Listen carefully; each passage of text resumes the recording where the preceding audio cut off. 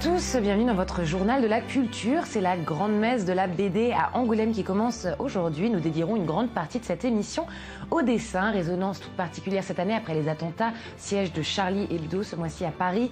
Le dessin de tout temps a été pour l'homme le moyen de s'exprimer, dialoguer, témoigner, protester, bref réunir en un mot pour porter des idées.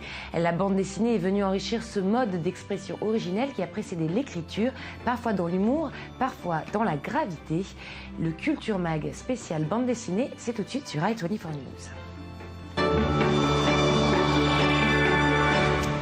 Perché en haut d'une colline qui surplombe la Charente, Angoulême est devenue la capitale du papier au Moyen-Âge alors que des douzaines de moulins s'alignaient le long de la rivière. Aujourd'hui, la ville est internationalement reconnue comme la capitale de l'image, notamment celle de la bande dessinée, grâce à son festival mythique qui se tient chaque année depuis 40 ans et qui aura lieu du 29 janvier, donc aujourd'hui, au 1er février cette année. David Gombin y a jeté un œil pour vous, on regarde. Suite de la mythique série animée des années 80, la saison 2 des Mystérieuses Cités d'Or a été produite ici, dans le studio Blue Spirit, qui a également collaboré à Ernest et Célestine, nommés aux Oscars l'année dernière. Le studio s'est créé en 2004, attiré par le pôle image d'Angoulême, monté entre autres autour de l'école des métiers du cinéma d'animation.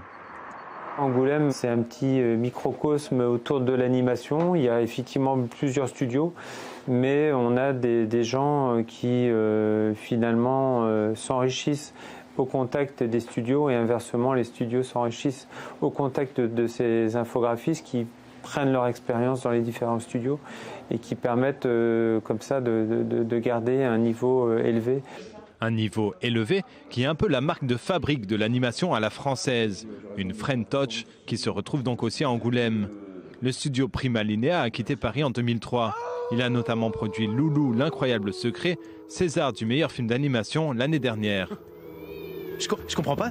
Normalement, la lune apparaît quand on fait ça. Oh, je craque. La French Touch, c'est peut-être cette capacité à aller explorer des territoires, aller plus qu'un style en particulier. C'est la variété des styles, j'ai l'impression, qui fait la French Touch. Et aussi la préoccupation d'avoir une image graphiquement forte. L'exploration, chez les Trois Ours, on connaît. Cette société de production s'est spécialisée dans les courts-métrages d'auteurs. L'une de ses plus belles réussites, Mademoiselle Kiki et Les Montparnasse de Amélie Arro. César du meilleur court-métrage d'animation l'année dernière. Il a été réalisé avec des procédés d'animation classiques, c'est-à-dire des milliers de dessins et de peintures faites à la main et sur papier, puis filmés par une caméra. Pour Serge Inside, cette French Touch, c'est avant tout le fruit d'une politique, d'un soutien financier du gouvernement et de certaines chaînes de télé au cinéma en France. En deux mots, ce que l'on appelle l'exception culturelle. S'il n'y avait pas toutes ces activités, on a beau être Frenchy, il n'y aurait pas de réalisateurs, il n'y aurait pas de techniciens, il n'y aurait pas les écoles, il n'y aurait pas de boulot. Il y a des grands talents. En Italie, en Espagne, les jeunes, ils sont aussi doués qu'ici. Sauf que si on ne leur donne pas les moyens ou les structures pour accéder ou pour faire leur métier, ils ne vont pas pouvoir montrer leur savoir-faire. Le secteur représente environ 5000 emplois en France, dont 1 millier à Angoulême, essentiellement des intermittents. La France est le premier producteur européen de cinéma d'animation, le 3e mondial, derrière les États-Unis et le Japon. Et on peut rappeler que le Festival international de la bande dessinée d'Angoulême, depuis sa création, s'est toujours efforcé de donner la parole aux auteurs de tous les pays et de toutes les nationalités en toute liberté. Il n'y a pas d'alternative. Et on l'a dit, le Festival de la BD s'ouvre aujourd'hui. Et l'une des œuvres présentées donc est un roman graphique qui s'appelle Yalabai chez Lombard. Un magnifique roman qui se situe pendant la deuxième guerre du Liban en 2006. Nous avons en ligne son scénariste Joseph Safieddine. Joseph, bonjour. Alors, Yalabai est votre dernier roman graphique avec le dessinateur Kyung Hoon Park. Est-ce que vous pouvez nous pitcher en quelques phrases ce roman ? Bien sûr, alors ça se passe en 2006. Ça se passe donc en 2006 et c'est la guerre entre Israël et le Hezbollah. Il y a une famille franco-libanaise qui part en vacances comme chaque année dans la famille du père. Donc le père est libanais, la mère est française. Et donc le lendemain de leur arrivée, la guerre éclate et ils se retrouvent piégés dans le sud. Alors il y a le frère hémophile, la petite sœur, les deux parents qui sont à Tyr Et le fils aîné de cette famille est resté à Paris. Donc c'est un peu l'histoire de cette famille qui a du mal à communiquer. D'un côté, le fils aîné à Paris et les autres planqués au sud Liban et qui vivent la guerre de là-bas.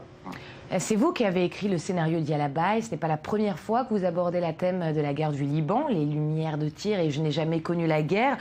À quel point votre dernière œuvre est-elle autobiographique ? Dans cette histoire, il y a l'ossature qui est réelle. Donc ma famille était réellement au Liban. Moi, j'étais vraiment à Paris. Je me suis vraiment époumoné à faire des tracts parce que c'est aussi une histoire sur l'impuissance. Voilà, le personnage de Gabriel, il fait des tracts, il les donne à tout le monde, il essaie de faire des manifs, mais ça ne sera pas à grand-chose. Il voit que les médias diffusent certaines informations, alors que lui, il n'arrive même pas à avoir sa famille au téléphone. Voilà, il ne peut pas faire grand-chose. Donc tout ça, c'est vrai, c'est des vraies choses qui sont arrivées. Après, on a vraiment voulu centrer l'histoire sur le personnage de Mustapha. Lui, c'est pas mon vrai père, et donc ce personnage est vraiment maladroit. Il essaie de se racheter un peu aux yeux de cette histoire. Il essaie de se racheter aux yeux de son histoire à lui, parce qu'il a dû fuir le Liban dans les années 80, pendant la guerre civile. Et là, pour une fois, il se retrouve en plein milieu d'un conflit, et il se dit que c'est l'occasion rêvée pour se légitimiser. Voilà. On appelle parfois le Liban la Belgique du Proche-Orient. Dans votre roman graphique, on se rend compte de la diversité des peuples du pays du Cèdre, notamment vis-à-vis du soutien que la population devrait apporter au nom du Hezbollah. Est-ce que c'était important pour vous d'apporter ces points politiques ? Voilà, je voulais pas faire une bande dessinée avec des... Enfin, je voulais pas que les enjeux politiques soient le centre de cette bande dessinée, bien au contraire. Mais c'est vrai que c'est une histoire très compliquée. Au Liban, c'est complètement divisé. Vous le savez, il y a plusieurs communautés qui se partagent le pouvoir. Et les Libanais on est loin d'avoir une unité nationale, très loin de là.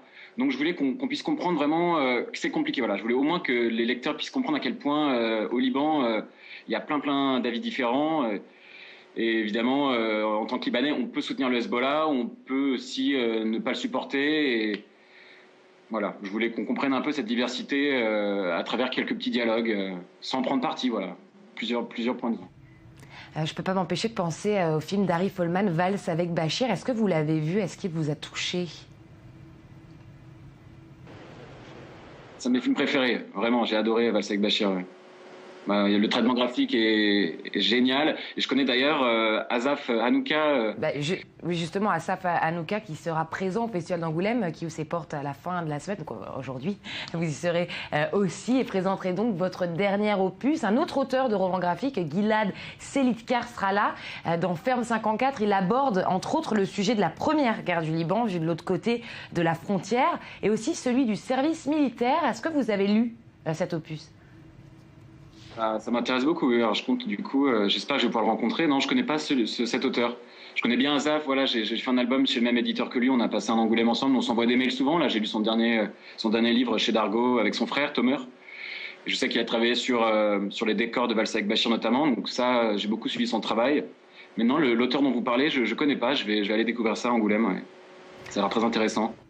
Alors en lisant Yalabai, on s'aperçoit de la proximité des cultures israéliennes et libanaises, à commencer d'ailleurs par l'expression du titre, qui est d'ailleurs utilisée couramment en Israël. Est-ce que vous concevez le roman graphique comme un moyen finalement de rapprocher les peuples ? Ah ouais, mais j'espère. On a même tenté il y a 2-3 ans, justement avec Asaf, de faire une exposition ensemble. Il y avait pas mal d'auteurs libanais, dont moi j'en faisais partie, et on cherchait des auteurs israéliens. Et on a voulu faire un album en commun. Alors le problème, c'est que vous savez que nos pays sont en guerre, et au Liban, on risque pas mal de choses si on collabore avec un Israélien, je crois. Je connais pas bien la loi, et donc on avait pensé à une exposition sous couvert d'un titre un peu, on voulait appeler ça Parole d'ennemi, par exemple. Mais on essaie de faire une exposition ensemble, on essaie toujours avec Asaf ou un album. On y pense beaucoup, et oui, je pense que c'est un très bon moyen de rapprocher les peuples. J'espère même que cette bande dessinée qui parle d'une famille piégée au Liban, il y a des Israéliens qui ont dû vivre la même chose. Voilà, ça reste sur le plan humain, et les guerres, ça épargne personne. Donc ouais, j'y crois un peu, ouais.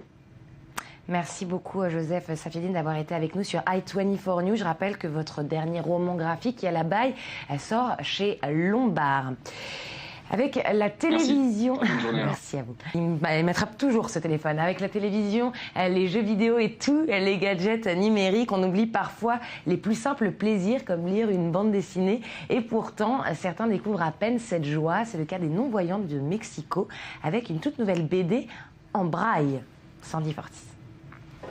Les bandes dessinées, livres illustrés qui font le bonheur des petits et des grands aux quatre coins du monde. Un plaisir dont de nombreux enfants sont toutefois privés. Les BD étant principalement constitués de dessins, leurs créateurs ont souvent eu du mal à les traduire en braille. Un obstacle que Jorge Guajales et Bernardo Fernandez sont parvenus à surmonter. Nous offrons quelque chose à cette population qui, avouons-le, a largement été oubliée en ce qui concerne la lecture et la culture. Le droit de lire a été comme refusé aux personnes non-voyantes. Il existe finalement très peu de textes en braille. Pour cette BD en braille, l'écrivain et l'illustrateur mexicain ont choisi de raconter une histoire très à propos. Celle d'un astronaute qui atterrit sur une planète où les habitants n'ont pas Dieu. Ceux-ci lui apprennent ensuite à voir le monde grâce à ses autres sens. C'est très excitant, enfin une BD en braille. C'est génial que des nouvelles choses soient accessibles pour nous, les non-voyants. Comme Luis Eduardo, qui a appris à lire en braille au sein du Comité pour les non-voyants, une association à but non lucratif de Mexico, des dizaines de personnes recevaient leur première BD en braille. Une initiative dont le but est multiple. L'objectif est de sensibiliser la population aux défis quotidiens que doivent surmonter les personnes handicapées. Mais c'est aussi une action sociale, car pour chaque BD vendue, une paire de lunettes sera offerte à un enfant malvoyant issu de milieux défavorisés.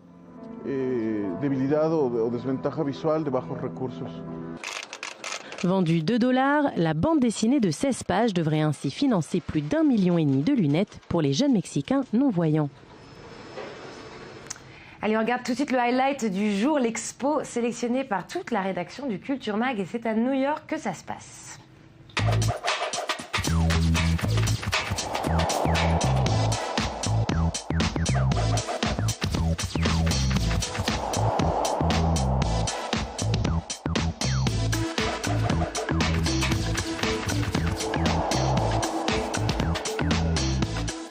Fondée par Sandy Smith en 1993, la foire d'art en extérieur est rapidement devenue un vrai succès populaire et commercial. Connu surtout pour son esprit anticonformiste, ce salon a beaucoup aidé à la formation des communautés de collectionneurs passionnés. Si dans l'art vous appréciez le populaire, le visionnaire, le surréel ou le paranoïde, alors foncez à ce salon dédié aux autodidactes. Avec 50 galeries venues de 27 villes et de 8 pays différents, vous admirerez de la peinture, de la sculpture, du dessin, de la photo et de l'art numérique. À voir aussi une expo spéciale de 5 artistes sélectionnés par le marchand d'art Che Gorney et par l'écrivain Anne Drang.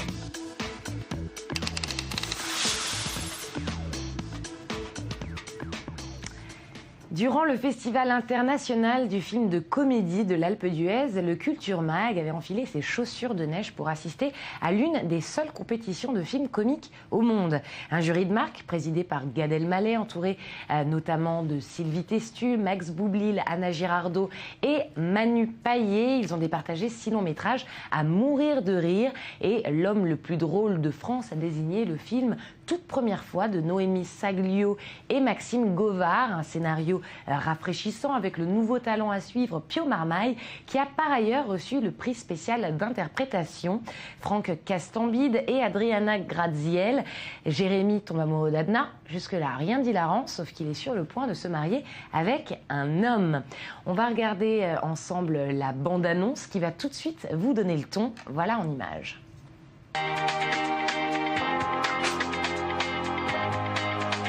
Tu cherches ta culotte? Oui. C'est dans la cuisine. Par contre, le pull à contre ton bite, c'est à moi. Je m'appelle Jérémy Després, j'ai 34 ans, et cette nuit, pour la première fois de ma vie, j'ai fait l'amour avec une femme. Matt, le bolide. T'as jamais eu envie de sortir avec autre chose que les mannequins et cervelés? Je me suis permis de répondre à une certaine Katinka. Katinka, tu lui as dit quoi? De se trouver un prénom qui fasse moins pute. Elle est folle ou pas, elle? Elle a un fait pour toi. Voilà. Samedi soir, j'ai J'ai couché avec une femme.